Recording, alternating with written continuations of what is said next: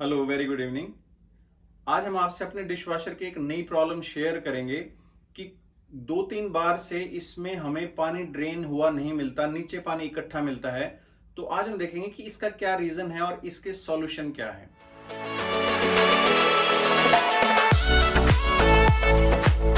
Last 2-3 time से क्या हुआ कि हम डिशवॉशर को जब देखते हैं बर्तन निकालने के लिए, तो उसके अंदर हमें नीचे पानी इकट्ठा हुआ मिलता है, तो ड्रेन नहीं हुआ मिलता।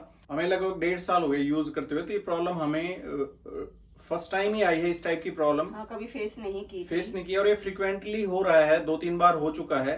तो स्टेप बाय स्टेप हम चेक करेंगे कि ये क्या है और इसके सॉल्यूशन क्या निकलता है। तो सबसे जो फर्स्ट रीजन है वो हम देखेंगे कि हमारी ड्रेन पाइप तो नहीं रुकी है, तो इसको हम निकाल के देखेंगे। जो इसका आगे का पार्ट है, कुछ ब्लॉकेज तो नहीं है यहाँ पर, अंदर तक कुछ भी दिखाई नहीं दे रहा है। मतलब तो जैसे भी छोटे छोटे पार्टिकल्स कई बार क्या होते हैं कि इनके मुंह पे यहाँ पे इकट्ठे हो जाते हैं और इसको रोकना शुरू कर देते हैं। तो ऐसा भी कुछ नहीं है, बिल्कुल अंदर तक देखो खाली है ये। अब इसको ओपन करके देखते हैं हम। अब देखो, ये यहाँ पे पानी इसके अंदर जमा हुआ है, ये वाटर लॉगिंग है यहाँ पे। तो अब इसके फिल्टर को यदि हमें हटाना है तो इस पानी को हमें सोखना पड़ेगा, और फिर इसका जो ड्रेन पंप है उसको भी हम देखेंगे कि उसमें कोई फॉरेन एलिमेंट तो नहीं है जिसकी वजह से बार बार पानी रुक रहा है। तो सबसे पहले ये पानी हम रिमूव करेंगे यहाँ से, स्पंज से इसको रिमूव कर लेंगे पानी को।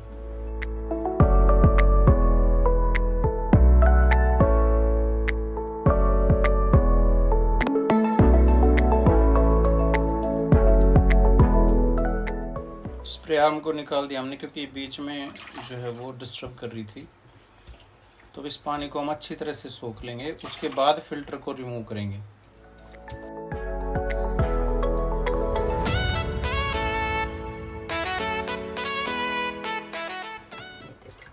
फिल्टर तो ज्यादा नहीं रुका हुआ है, लेकिन देखते हैं कि क्या है, क्योंकि ये 10-15 दिन में तो साफ हो ही जाता है हमारा।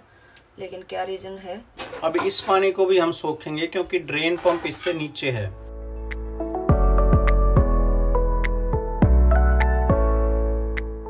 ये प्रॉब्लम मतलब बार बार हो रही है, तो क्यों हो रही है, तो उसका रीजन जरूरी है, क्योंकि ये 3rd टाइम हुआ है मेरे ख्याल से, है ना।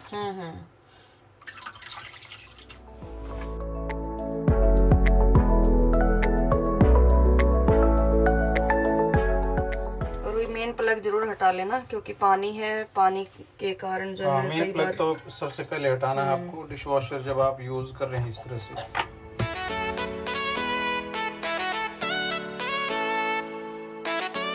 अब ये जो वाइट क्लिप है, ये जो पार्ट है, ये इसको हम इसमें से रिमूव करेंगे।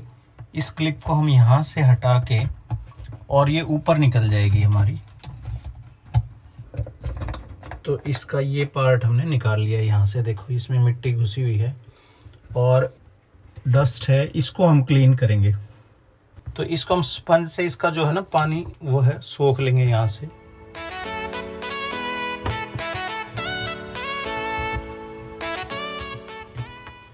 जो भी फॉरेन एलिमेंट है वो इसमें से निकल जाएंगे।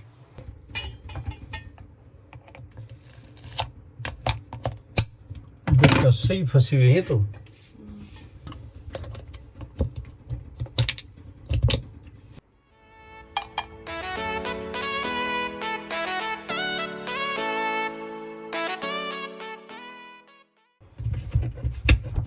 इसलिए आपको फिल्टर जो है वो फ्रीक्वेंटली साफ करना चाहिए। तो इसको अच्छी तरह से बिल्कुल क्लीन कर लिया। अब हमने इसको भी हम साफ कर लेंगे ब्रश से। इसको हमने क्लीन कर लिया है, और ये भी हम देख लेंगे कि ड्रेन की जो मोटर है वो जाम तो नहीं है। तो इसको हम मूव करके देख लेंगे यहाँ से। इसका मतलब है कि ड्रेन पंप जाम नहीं है, ये मोटर इसकी मूव कर रही है। तो अब इस क्लिप को हम एज इट इज लगा देंगे जैसे हमने हटाया था। ये इसका पार्ट ऊपर की तरफ था इस तरह से, और ये इस तरह से आवाज के साथ ही लॉक हो जाएगी। अब इसके ड्रेन फिल्टर को हम लगा देंगे।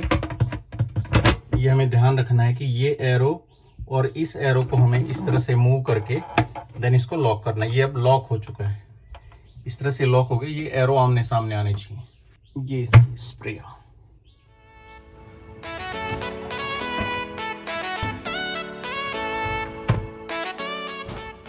तो आपने देखा कि ये सारा प्रोसेस हमने किया, उसके बावजूद जब हमने रात को बर्तन लगाए तो सुबह हमें सेम प्रॉब्लम फिर मिली।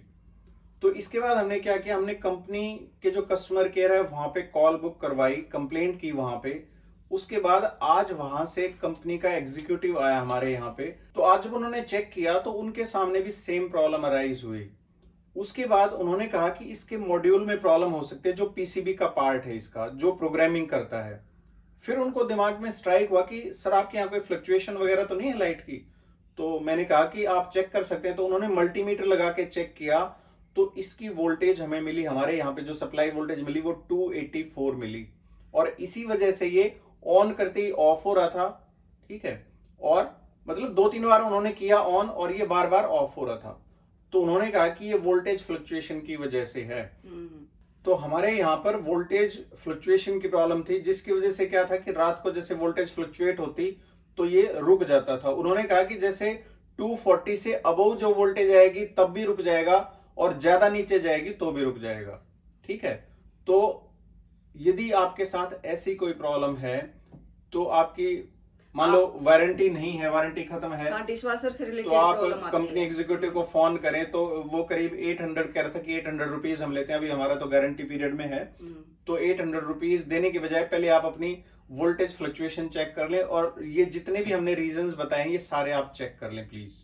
तो हमारी जो प्रॉब्लम रही वो थी इलेक्ट्रिसिटी। तो इसी तरह से भी आपके सामने भी अगर इस तरह की कोई प्रॉब्लम आप फेस करते हो, पानी रुकने की, ड्रेन नहीं होने की, तो ये चीजें तो अपनी चेक करेंगे ही, अपने इन सब पार्ट्स को हम देख लेंगे कहीं रुके तो नहीं हुए हैं। लेकिन एक चीज ये भी देखें कि हो सकता है कि आपके घर में भी इसी तरह की कोई प्रॉब्लम हो, फ्लक्चुएशन हो इलेक्ट्रिसिटी की। हाँ जी। तो ये तो हमारा एक्सपीरियंस था जो हमने आपके साथ शेयर किया। और इसके साथ साथ हम आपका बहुत बहुत धन्यवाद करते हैं कि आप हमारी वीडियोस को इतना पसंद कर रहे हैं, चैनल को सब्सक्राइब कर रहे हैं, और इसी तरह आप सब अपना प्यार बनाए रखें। हम अपने एक्सपीरियंसेस इसी तरह से शेयर करते रहेंगे। और आप हमारे वीडियोस अपने फ्रेंड्स में शेयर करें, लाइक करें और सब्सक्राइब भी करें। चैनल को सब्सक्राइब भी करें जो नहीं सब्सक्राइब किया जिन्होंने। Thank you so much.